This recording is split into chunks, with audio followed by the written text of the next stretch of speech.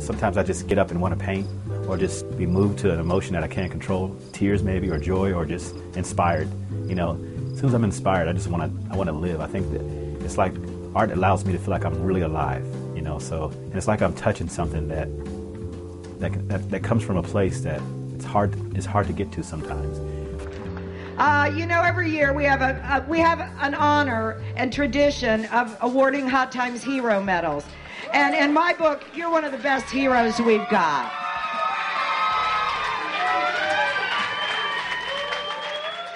As an artist, I was able to see valuable things that were just getting thrown away. And so sometimes we throw away things that are still valuable. And the picking up and recycled material and the mixed media type thing is like finding value in things that were discarded. Sometimes we're discarded. I'm what you call a fatherless boy.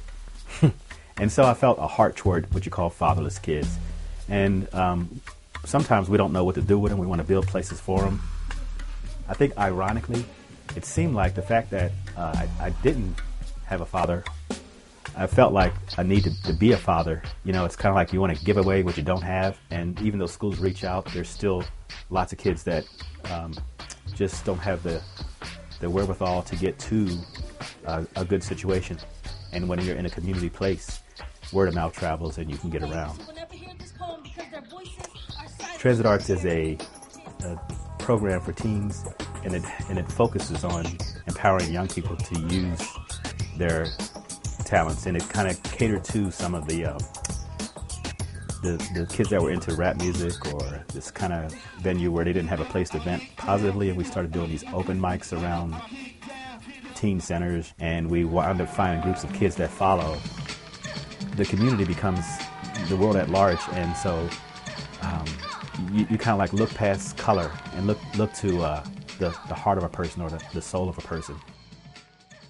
Even if I'm not selling art every day, I find a way to bring my art to the people, so it's like I'm transient in some regard, where I'll take what I need to a place and paint and be a part of an open mic. That same kind of endorphin that you get from sports, I get from art. My mother, even though they told me not to be an artist, she allowed me to buy paint and oil paints. And I like the idea of painting a face, because faces say so much. For example, if you see some of the portraits, they're inspired from other things that I've saw other people. I wanted to capture that whole essence of what humanity does to humanity, you know. So I had an imagination that people were brought from Africa to America, and at one time we played drums, but now we carry guns. And so the idea was to reflect back on putting the guns down and picking up the drum.